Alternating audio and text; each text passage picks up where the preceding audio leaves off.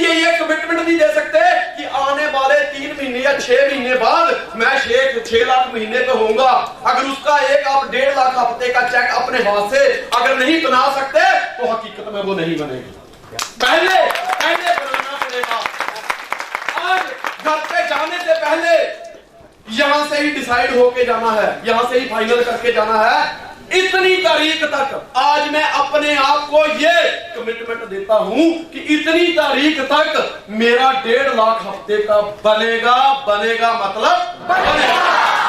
क्योंकि दोस्त, जो खुद के लिए वफादार नहीं हो सकता वो कभी अपने सिस्टम के लिए वफादार नहीं हो सकता। Plan your work. एक बार अगर मैंने पेपर पे प्लान कर लिया कि ये इतने समय में मुझे हासिल करना है तो उसके बाद कोई कंप्रोमाइज नहीं होगा। हम यहां तक पहुंचे हैं, कहते हैं there is no free lunch in this world. इस संसार में फ्री में लंच नहीं है। क्या अब्राहम लिंकन फ्री में ही राष्ट्रपति बन गया था अमेरिका का? देखा उसने क्या क्या त्याग किए थे। दोस्तों, एक राह में पत्थर पड़ा हुआ था, वहां से काफी मुसाफिर गुजरते थे। एक दिन हुआ तो एक मुसाफिर ने पूछा, यार तू बड़ा गोल है और बाकी सब नुकीले हैं। तो पत्थर स्माइल देता है और कहता है, भाई साहब आप लोगों की बदौलत। कहता ठोकरें लगती गई और मैं गोल होता गया। ठोकरें लगती गई और मैं संजय धीमान और टीएस धीमान एक विश्वास का नाम है। हमने बहुत सारी समस्याएं झेली हैं। 16.5 साल का था मैं तब जब घर से निकला था। आज 25 साल हो गए मुझे गांव छोड़े हुए। 9 साल की उम्र में पहली दिहाड़ी लगाई थी, 1 रुपया मिला था मुझे। मैंने काम तो उस दिन 10 रुपए का किया था, लेकिन मुझे 1 ही रुपया मिला था। 9 रुपया भगवान के खाते में जमा हो गए। कहते खुदा के घर में देर है तो देर नहीं। काम तो मैंने 10 रुपए का किया था, लेकिन मिला 1 ही रुपया। उसके बाद मैंने फॉरेस्ट डिपार्टमेंट में मजदूरी की। टोकरे में अपने वजन से ज्यादा पेड़ उठा के यहां से वहां तक लेके जाता था और वहां पेड़ लगाते भी थे हम खेतों में, जंगलों में। दोस्त, उस टाइम 16 रुपया रेट होता था एक मजदूरी। दिहाड़ी जो थी 1 डे की labour is equal to 16 rupees.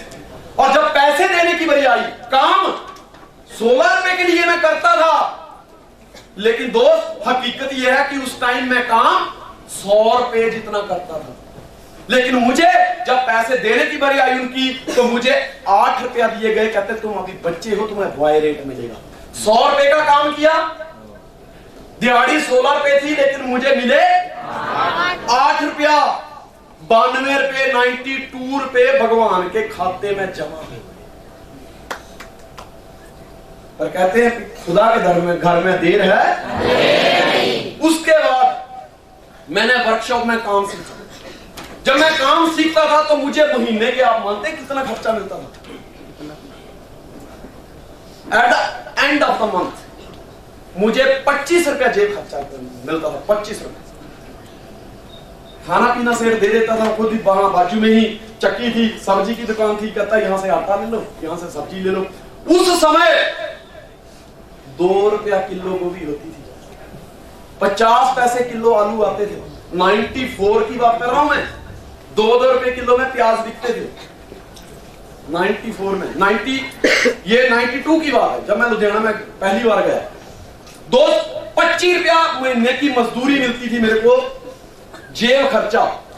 लेकिन उस समय मैं पर डे कम से कम भी तो 500 से 1000 रुपए का काम, यानी महीने का 30,000 का काम करके 25 रुपया लेता था। 29,975 रुपए परमात्मा के खाते में जमा होते गए। कहते हैं खुदा के घर में देर है, अंधेर नहीं। उसके बाद दोस्त मैंने अपना वर्कशॉप खोला 26 जनवरी 1997 को। जो काम 1000 रुपए का होता था, हम छोटे छोटे होते थे। 1997 में मेरी 21 साल उम्र थी। उस टाइम मैं ऑनर बन गया, मालिक बन गया। मेरे पास 5-7 लड़के काम करने लगे। अभी 21 साल का था, इतनी मूछ भी नहीं आई थी। मूछें तो अभी भी आ रही हैं, अभी कहाँ आई है। और एकदम गोरा चिकना। तो जब कोई भी मेरे पास इंजन बनवाता था, जब लेबर उसकी 5000 होती थी तो मुझे मिलते थे 1500 2000।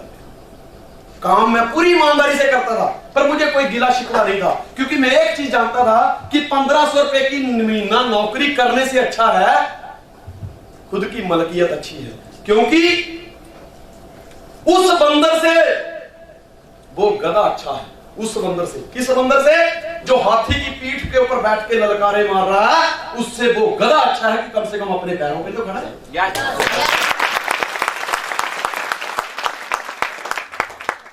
क्योंकि हाथी जब नीचे से निकल जाएगा तो गिदड़ बंदर वो फिर नीचे आ जाएगा, लेकिन गधा तो गधा फिर भी कम से कम अपने पैरों पे खड़ा है, उससे ऊंचा रहेगा।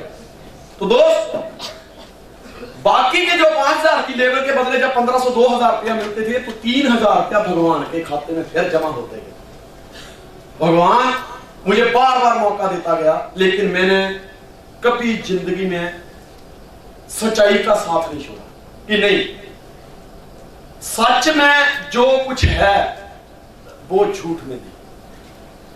परमात्मा की कृपा हुई, परमात्मा ने देखा यार संजय दिमान तेरा तो इतना बैलेंस मेरे पास हो गया है, अब मैं इसका क्या करूं?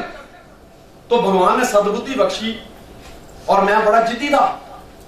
मेरी एक आदत है, जब मेरे कदम आगे निकल जाते मैं पीछे मुड़ के नहीं, तो अपनी कहानी कृष्ण जैसी है, जो नगरी एक बार छोड़ दी वापस नहीं जाते उस नगरी में। दोस्त, भगवान ने देखा कि इसको अब वक्त आ गया है, इसका जो बैंक बैलेंस जो इसने मेहनत करी है ईमानदारी से, उसका ब्याज सहित तो लौटाने का वक्त आ गया है। दोस्त, मेरी वाइफ को बीमार कर दिया, इतना बीमार कर दिया कि मेरे पास जितना बैंक बैलेंस था जीरो हो गया, और मैं अर्श से फर्श पर, छोटा बच्चा सामने, वाइफ को हिमाचल छोड़ दिया, फिर दोनों भाई मेहनत करने लगे। आफ्टर 3 मंथ वाइफ का फोन आया, कहती एक जस्ट बात करनी है। मैं कहा मेरे पास टाइम नहीं है। कहती टाइम तो मेरे पास ही नहीं है, इसलिए तो बुला रही हूं। गया और उस टाइम उस अंधेरी जिंदगी में एक मशाल बन के आई मेरे लिए ड्यूस ऑफ ओवरसीज।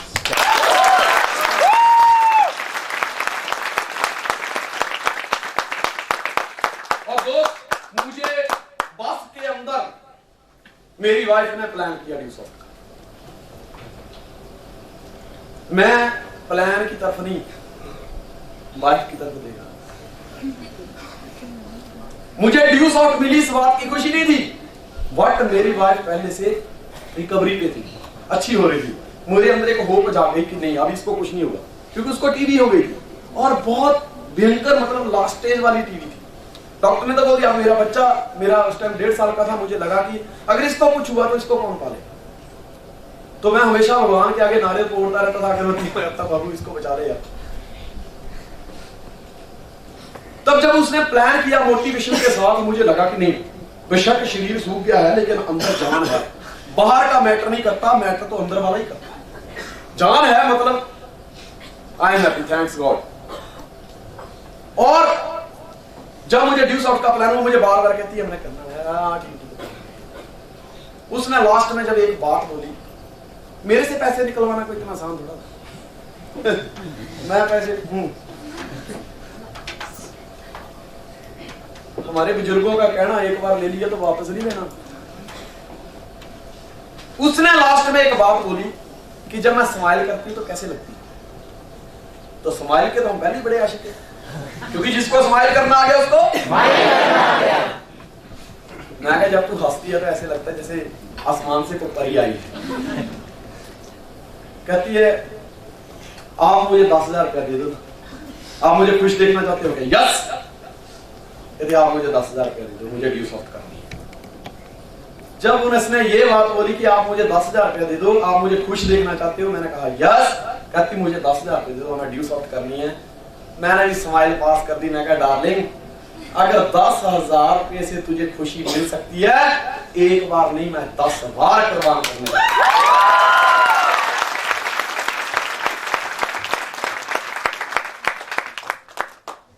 बहुत सेक्रीफाइस किया, बहुत सेक्रीफाइस की चल रही है दोस्त। उसके बाद हमारे साथ क्या हुआ, हम मार्केट में गए, मकान मालिक ने कहा ड्यू शॉर्ट करनी है तो छोड़ दे।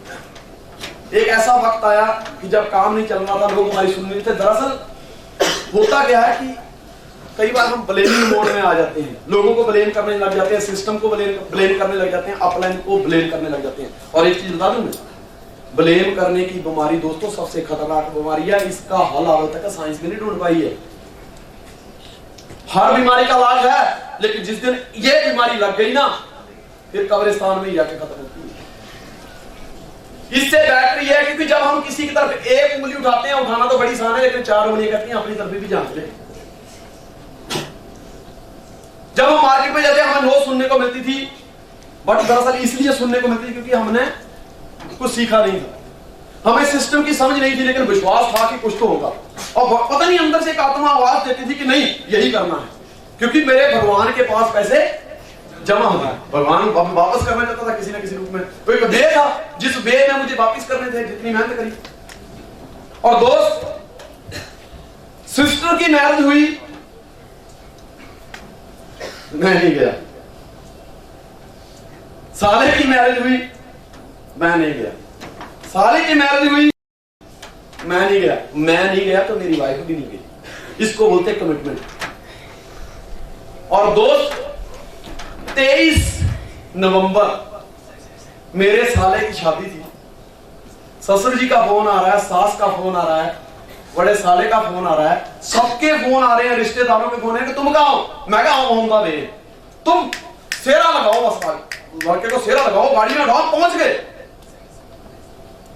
दोस्त, 23 नवंबर को उसकी बारात गई और 24 नवंबर को हमने दोनों ने सुबह फ्लाइट पकड़ी और बालाघाट पहुंचे। 2 तारीख पिछले कल, और उससे पहले का बता दूं, 14 नवंबर को मेरे डैडी की जो बुआ है, वहां मेरी मासी की शादी हुई है, और उनकी मासी के ही बेटी की शादी थी 14 नवंबर को। हम नहीं गए, तो हम प्रोग्राम में थे। 2 दिसंबर पिछले कल हमारे चाचा के घर में फंक्शन था, उसका फोन आया तुझे आना। मैं क्या पहुंच गया, टेंशन मत लो, मैं तो इधर ही हूं, समझ लो पहुंच गया मैं, बस आप वेलकम का बंदोबस्त करो। मन में एक अंदर से